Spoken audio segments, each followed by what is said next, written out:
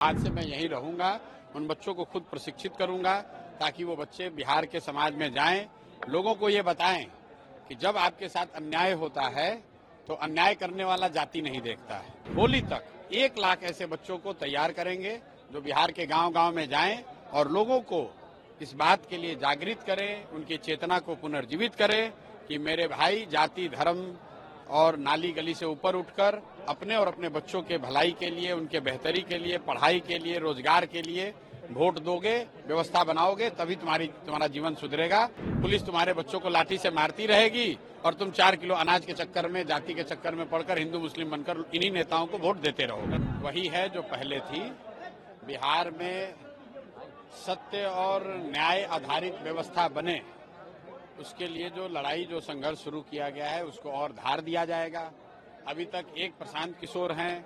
अब इस आश्रम के जरिए बिहार में, जैसा मैंने आपको बताया, 1 लाख सत्याग्रह के सिपाही, मतलब 1 लाख युवाओं को सत्याग्रह की महत्ता, सत्याग्रह की ताकत, उसको कैसे जमीन पर उतारा जा सकता है, उसको करने के लिए इस व्यवस्था को बना रहे हैं। अब आज से मैं यहीं रहूंगा, उन बच्चों को खुद प्रशिक्षित करूंगा ताकि वो बच्चे बिहार के समाज में जाएं, लोगों को ये बताएं कि जब आपके साथ अन्याय होता है तो अन्याय करने वाला जाति नहीं देखता है। जब आपके साथ अन्याय होता है तो अन्याय करने वाला हिंदू मुस्लिम नहीं देखता है। व्यवस्था से अन्याय हो रहा है, वो जाति और धर्म के आधार पर नहीं हो रहा है। जो भी गरीब है, जो भी सामान्य परिवार है, उसके साथ अन्याय हो रहा है।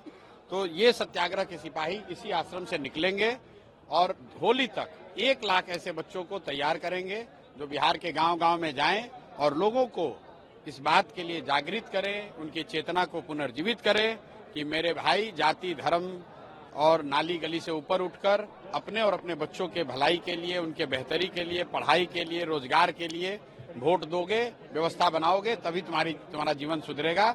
वरना पुलिस तुम्हारे बच्चों को लाठी से मारती रहेगी और तुम 4 किलो अनाज के चक्कर में, जाति के चक्कर में पड़कर हिंदू मुस्लिम बनकर इन्हीं नेताओं को वोट देते रहोगे। गांधी मैदान से गंगा में अब आगे हैं, आगे क्या करेंगे? बीपीएससी को भी लेकर कोर्ट का फैसला जाने वाला था, जो रिट आप लोगों ने डाली थी। नहीं, तो कोर्ट में तो सुनवाई शुरू हो गई और वो न्याय का मंदिर है, तो न्याय के मंदिर से तो अन्याय होगा नहीं। तो हम लोग का ऐसा मानना है कि छात्रों के साथ अन्याय हुआ है तो निश्चित तौर पर न्यायालय से बच्चों को न्याय मिलेगा, ऐसा मेरा मानना है। और हम लोग उस लड़ाई को लड़ेंगे और साथ में जो लोकतांत्रिक तरीका है, जो रास्ते गांधी जी ने बताए, जब गांधी जी सत्याग्रह करने आए, जब वो चंपारण में थे, तो उन्होंने न्यायिक लड़ाई भी लड़ी और समाज के स्तर पर भी लड़ाई लड़ी। तो सत्याग्रह के रास्ते को अपनाकर इस लड़ाई को गांव-गांव तक पहुंचाएंगे, समाज के हर वर्ग तक पहुंचाएंगे। क्योंकि सिर्फ बीपीएससी अभ्यर्थियों के साथ अन्याय नहीं हुआ है, ये तो हर 2 महीना पर पेपर लीक होता है, हर 2 महीना पर यहाँ पर घुसखोरी का कोई न कोई ऐसा मामला आता है, हर दिन बिहार का कोई न कोई युवा मजबूरी में बिहार से पलायन कर रहा है, हर दिन जो बिहार के बच्चे स्कूल में पढ़ने जा रहे हैं वो पढ़ नहीं रहे, खिचड़ी खाकर घर आ रहे हैं। तो ये समाज के हर उस वर्ग के साथ जिसके साथ अन्याय हुआ है या जिसको लगता है कि उसके साथ व्यवस्था न्याय नहीं कर रहा है, उसकी आवाज बने। और वो आवाज कौन बनेगा? वो बिहार का युवा बनेगा। तो उन युवाओं को सत्याग्रह के लिए प्रशिक्षित करना, तैयार करना, यही इस आश्रम का प्रमुख लक्ष्य है। और होली से पहले आप देखेंगे 20 तारीख से, आज से 3 दिन के बाद आप आएंगे तो आप देखेंगे यहाँ वो व्यवस्था पूरी बनी दिखेगी। चूंकि आज प्रशासन ने पहले 3 दिन हम लोग को अवसर नहीं दिया तो ये व्यवस्था अभी बन रही है, लेकिन 20 तारीख से ये व्यवस्थित तरीके से हर दिन यहाँ से 4000-5000 बच्चों को प्रशिक्षित करके सत्याग्रह का से उनको जोड़कर उनको नीचे बिहार के समाज में प्रेरित किया जाएगा कि बिहार में व्यवस्था को बदला जाए। एक आखिरी सवाल है, नीतीश जी के स्वास्थ्य को लेकर अभी आपने कहा कि एक मेडिकल बुलेटिन जारी किया जाए कि उनकी कंडीशन क्या है? बिल्कुल, क्या लगता है? बिल्कुल, देखिए, आप पत्रकार हैं, अगर कोई आपके मानसिक स्वास्थ्य को लेकर टिप्पणी हो तो मेडिकल सर्टिफिकेट आपको देना पड़ता है।